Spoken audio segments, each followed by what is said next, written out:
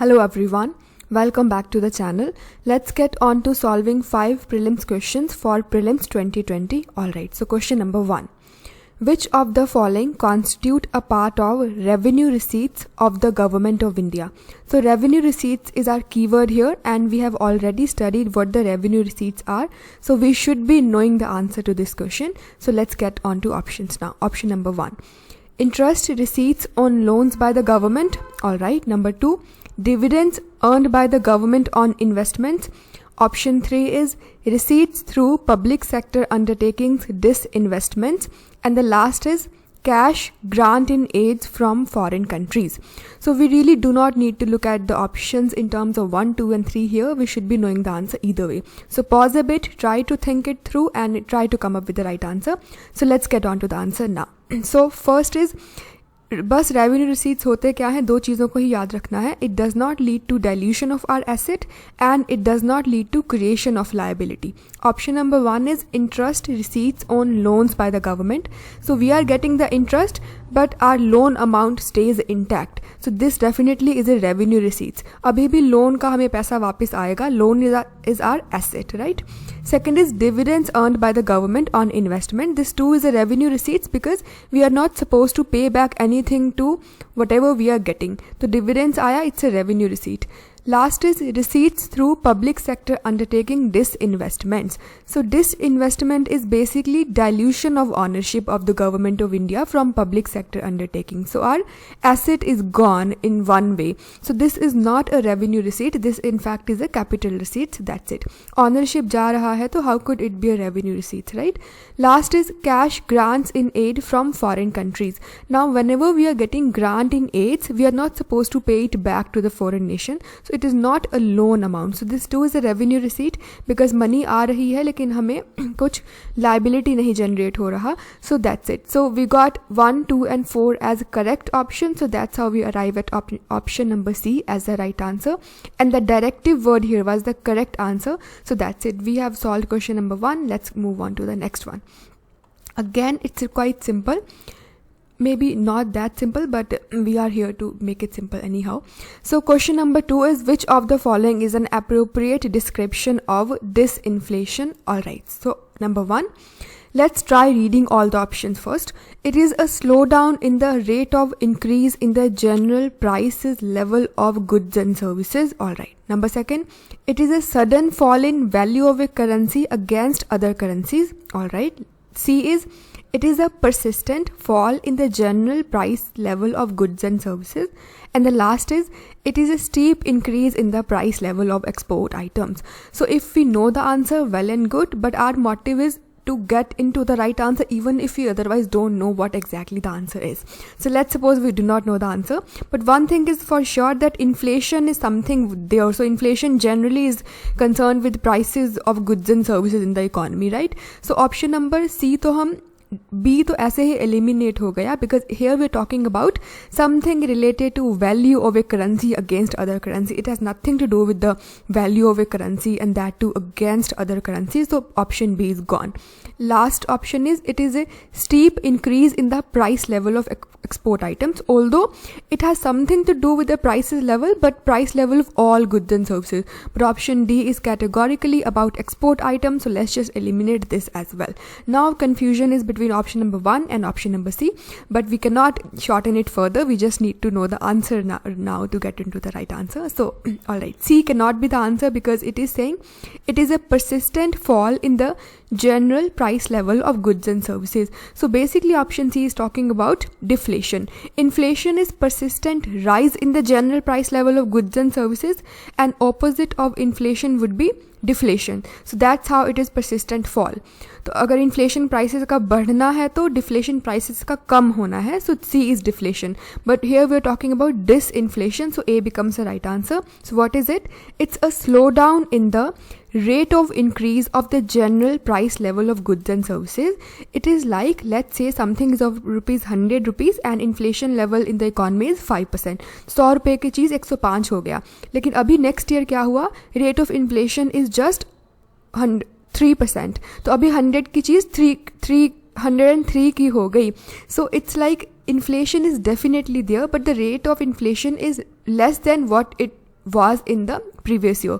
So it is not a decrease in the price level, it is the slowdown in the or decrease in the rate of increase of the general price level of goods and services in the economy. So I think I have explained it enough. So even if you haven't gotten it, let me know in the comment section. We'll try explaining it once again.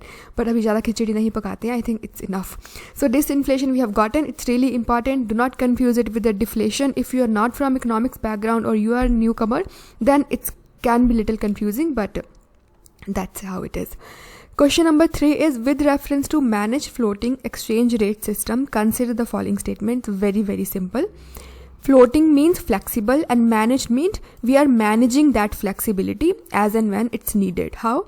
Number 1, it's a system in which central bank allows the exchange rate to be determined by the market but intervenes at times. Alright. Second is, managed floating exchange rate system is followed in India. Is it so? Do we really follow managed floating system or fixed exchange rate or flexible exchange rate? So which of these statements are incorrect? So none of these are incorrect because both of these are the correct statement. Indeed, managed floating exchange rate is one where in normal circumstances, central bank allows the exchange rate to be determined by the forces of market demand and market supply.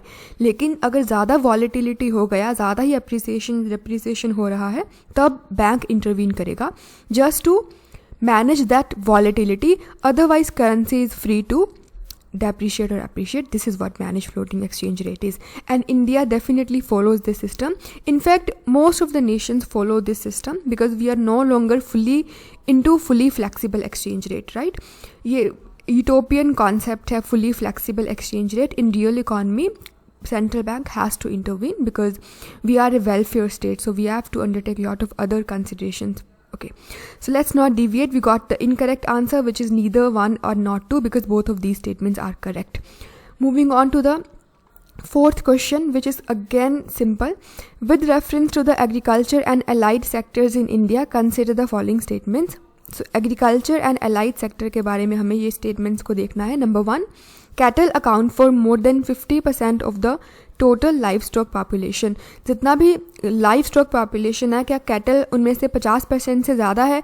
Number 2, fish production from marine sector accounts for more than half of the total value of fish production in India. This is something that we studied when we were discussing vision economy section, right? So this should be known to us now. Which of the following statements are correct? So pause a bit, try to think it through and try to come up with the right answer. So let's get on to the solution now. It's a pure common sense, I would say. How could a cattle would be more than 50% of the total livestock population? Because we know it's quite difficult to or give all sort of shelter, food and everything to cattle, right? So 50% is a huge number, and here too we're talking about more than 50%. So this is incorrect statement. This is pure common sense. Statement number 2 is something that we just need to memorize, that no, in India, fish production from inland sector is more than the marine sector. तो जो अंदर ही हमारे India में तालाब ऐसा सब है, उधर से ज़्यादा मछलियों का प्रोडक्शन होता है, above 60% इनफैक्ट, और जो ओशन है, मैरीन है, उनमें से कम होता है. This is something that we just have to memorise. All right, which of the following statement above is are correct? So now none of these are correct. So let's look at these things now. Poultry accounts for largest share with 58%. So this is quite important and something that we can intuitively know, because poultry is like chicken. It's easy to feed them, it's easy to provide them with all sort of shelter, and either way poultry is needed for consumption purpose. There are non-vegetarian people as well, but again cattle is there just for milk and all. So this is something that we just have to memorize now. So it's a 58% share is of the poultry, and then 24% share is of the cattle and buffalo, 16% share is of goat and sheep, and pigs comprised of just 1% of the livestock share.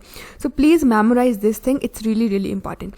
Statement number 2, fish production from inland sources contribute about 64% of total fish production, and 36% comes from the marine sector. So if statement comes that over 60% of the fish production is from inland sources, then that would indeed be correct. It's really important, please memorize this. Let's get on to the last question now, which again is really simple. Which of the following statement is are the characteristic feature of a legal tender in India? Number 1, it's a medium of payment recognized by law. तो क्या law के according medium of payment है? It has its own intrinsic value. जो हमारे पास currency है, क्या उसका कुछ खुद में value है? All legal tenders are issued by the Reserve Bank of India. जो सारा करेंसी लीगल टेंडर है वो सब RBI इशू करता है. Select the correct answer using the code given below. So here we shouldn't be even needing to look at the option because it's really simple and we should be knowing the answer. So pause a bit, try to come up with the right answer. So let's get on to the solution now. Alright, so indeed it's a medium of payment recognized by law. It's a legal system that is there in place. You are supposed to accept the payment being made in any of the currency recognized by that very law, and that basically comprises of our notes and currencies that we use in India, rupees per se. Second is it has its own intrinsic value. Absolutely incorrect, because as such 100 rupee notes or be it any denomination note, if you go for selling them, once they are no longer a legal system of payment, it got no value at all, unlike gold और सिल्वर. Gold silver को आप पिघला के कुछ भी और बना सकते हो, लेकिन आप वो कागज़ के नोट को कुछ नहीं कर सकते हो अगर गवर्नमेंट ने डिसाइड कर दिया कि अभी इसका डीमोनेटाइजेशन हो गया, जैसा कि हुआ भी था. Even if you are having some 500,000 rupees note with you that are demonetise, it got no value now. उसके बाद all legal tenders are issued by the Reserve Bank of India, which is definitely incorrect because we know currencies and 1 rupee coin, 1 rupee note and coins per se. So I'm so sorry. 1 rupee note and coins, they are issued by the government of India. Rest of the currency, be it anything 50, 100, 1000 rupee notes, they are issued by the RBI. So all word की वजह से एक statement गलत हो गया. So we just need to read all the statements very carefully. So here option number B is incorrect, C is incorrect, or second is incorrect and third is incorrect, and so A is our only right option here. So let's just read it now. Legal tender is any official medium of payment recognized by the law. So it has a legal backing, no doubt about it. They do not have any intrinsic value like gold or silver coin. कुछ इनका खुद में value नहीं है.